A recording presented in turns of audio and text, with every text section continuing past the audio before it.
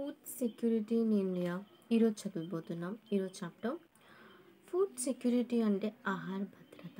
So మన ఆహారం కూర భద్రంగా ఉండాలి, మనమే కాదు. So food security means ensuring access to sufficient, safe and nutritious food for all people at all times lead to an active and healthy life. Okay, ఇప్పుడు మనకి ఫుడ్ ఉంది, అది మనం కొనలేము, అది ఎంతున్నా మనకి వేస్టే కదా. సో ఎన్ష్యూరింగ్ యాక్సెస్, మనకి అది యాక్సెస్లో ఉండాలి, మనం అది కొనగలగాలి. అండ్ అది సఫిషియెంట్ ఉండాలి, అంటే మనం తింటే మన కడుపు నిండాలి. అండ్ అది సేఫ్గా ఉండాలి, దాంట్లో వాటర్, ఫుడ్ అవన్నీ గుడ్ క్వాలిటీస్ అయి ఉండాలి. అది మనం తింటే మనకి ఆరోగ్యం రావాలి కానీ అనారోగ్యం రాకూడదు. ఓకే, అది సేఫ్గా ఉండాలి అండ్ న్యూట్రిషియస్గా ఉండాలి. దాంట్లో protein, carbohydrate, fat, vitamin, minerals ఇవన్నీ ఉండాలి, న్యూట్రిషన్ ఉండాలి, బ్యాలెన్స్ డైట్గా ఉండాలి. అప్పుడే అది మనం తింటే మనం యాక్టివ్గా అండ్ హెల్తీగా ఉండగలగాలి. ఓకే, అప్పుడు ఫుడ్కి సెక్యూరిటీ ఉన్నట్టు. ఓకే, అది అందరు పీపుల్కి అందుబాటులో ఆల్ టైమ్స్లో ఉండాలి, అప్పుడే ఆ ఫుడ్కి సెక్యూరిటీ ఉన్నట్టు.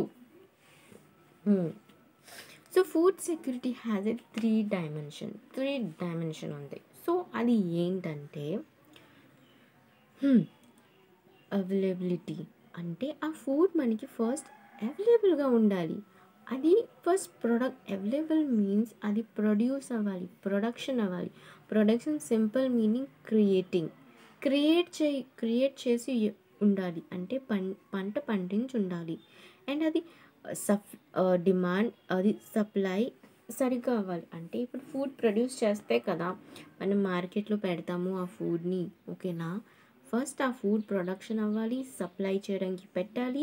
సో అప్పుడే ఆ ఫుడ్ మనకి అందుబాటులో ఉంది అని మనం చెప్పుకుంటాం. ఓకే, ఇప్పుడు ఫుడ్ ఎక్కడో పంట పండించారు, అది మన ఏరియా దాకా తేపోతే ఆ ఫుడ్ మనం కొనగలుగుతామా? అక్కడికి వెళ్ళి కొంటామేంటి? కొనం కదా. మనం మన ఏరియాలోనే ఫుడ్ ఎతుకుతాం. ఆ ఫుడ్ మనకి అవైలబుల్గా ఉండాలి.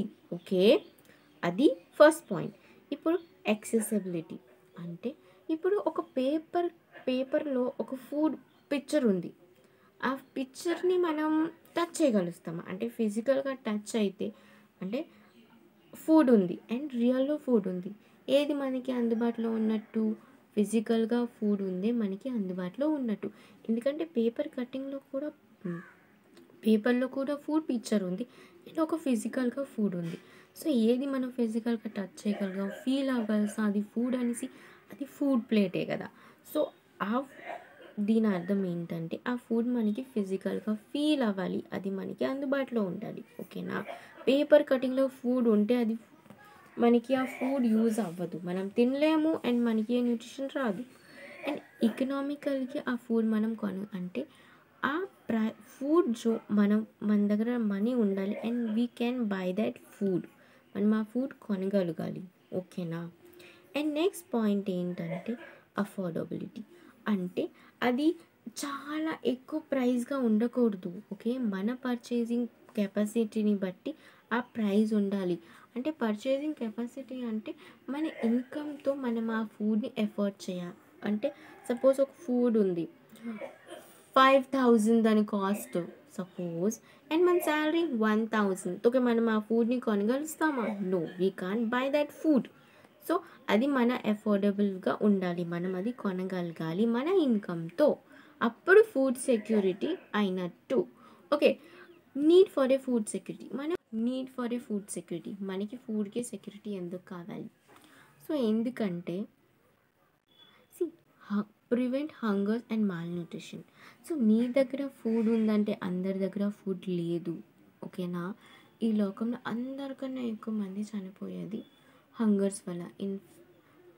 ఓకేనా, ఆకలి వల్ల చాలామంది చనిపోతున్నారు. సో ఆ ఆకలిని తక్కువ చేయాలి. అండ్ మాల్న్యూట్రిషన్ అంటే అందరికీ ఫుడ్ న్యూట్రిషన్గా అందుతుంది, బట్ కొంత ఫ్రూట్స్, వెజిటేబుల్స్ కొనలేని వాళ్ళు ఓన్లీ రైస్ అండ్ పప్పే రోజు తింటారు. ఆ రైస్ అండ్ పప్పుతో మనకి అన్ని న్యూట్రిషన్స్ వాల్యూస్ రావు. ఫ్రూట్స్ అండ్ వెజిటేబుల్స్కి మనకి చాలా ఇంపార్టెంట్. దానిలోనే విటమిన్ అండ్ మినరల్స్ ఉంటాయి. అవి మనకి అందకపోతే మన ఫుల్ న్యూట్రిషన్ మాల్ న్యూట్రిషన్ అవుతాం. అంటే తక్కువ న్యూట్రిషన్ ఉంది మన బాడీలో కావాల్సినంతకన్నా. Okay, is known as malnutrition. Okay, అంటే ఆకలి బాధలతో ఎవరు చనిపోకూడదు. That's why we need food security.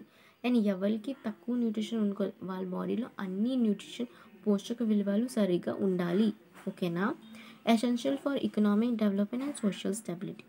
C, ఇప్పుడు ఒక మనిషి హెల్తీగా లేరు, ఆ మనిషి పని చేయగలుగుతారా? నో. పని చేయకపోతే డెవలప్మెంట్ ఎలా అవుతుంది? మన డెవలప్మెంట్ కూడా మనకి ఇంపార్టెంట్ అండ్ సొసైటీ డెవలప్మెంట్ కూడా మనకి ఇంపార్టెంట్. ఎందుకంటే ఒక మనిషి రోజు పనికి వెళ్తున్నారు, but he is not healthy. వెళ్ళగలుగుతాడా? వెళ్ళలేడు. వన్ వన్ మంత్లో 15 days అనారోగ్యంగానే ఉంటారు. ఏదో ఒకటి ప్రాబ్లమే వస్తుంది. So he can work or she can work properly? No. So ఇప్పుడు ఫుడ్ సెక్యూరిటీ, సో ఎకనామికల్కి కూడా ఇంపార్టెంటే, డెవలప్మెంట్కి కూడా food security important. Okay, economic అంటే మనీ రిలేటెడ్ ప్రాబ్లంలో కూడా మనీ రిలేటెడ్ కూడా ఇంపార్టెంట్ అండ్ సొసైటీకి కూడా అది ఇంపార్టెంట్. ఓకేనా? Particularly crucial for vulnerable sections for a society, poor, landless, daily wages and అర్నర్స్. So ఈ వర్నరబిలిటీ సెక్షన్స్ ఏంటంటే, అలాంటి సెక్షన్స్ ఏం జరిగినా వాళ్ళ మీదే భారం పడుతుంది. సపోజ్ కరోనా వచ్చింది, అందరికన్నా సఫర్ అయింది ఎవరు? పువర్, డబ్బులు లేని వాళ్ళు, ల్యాండ్లెస్, భూమి లేని వాళ్ళు, డైలీగా వేజ్ అర్న్ చేసేవారు. ఇవన్నీ సఫర్ అయ్యి, ఎందుకంటే వాళ్ళ దగ్గర ఇన్కమ్ లేదు. ఇప్పుడు సపోజ్ ఫ్యాక్టరీస్ క్లోజ్డ్, పువర్ దగ్గర ఏముంటుంది? పనికి వెళ్ళే. ల్యాండ్లెస్ లేబర్, ల్యాండ్ లేదుకి ఏమైనా పని చేసుకుంటాం ఆ ల్యాండ్లో. ఓన్ ల్యాండ్ లేదు, వాళ్ళు డైలీ వేజెస్కే వెళ్ళేవారు. అంటే డైలీ వేజెస్ అంటే డైలీ లేబర్స్. వాళ్ళకి పని ఉంటేనే వాళ్ళకి రాత్రికి ఫుడ్ వస్తుంది. మార్నింగ్ పనికి వెళ్ళిపోతే నైట్ ఫుడ్ ఉండదు. సో అలాంటి వాళ్ళే అందరికన్నా ఎక్కువ సఫర్ అవుతారు. సో ఆ సెక్షన్నే వల్నరబుల్ సెక్షన్ అంటారు.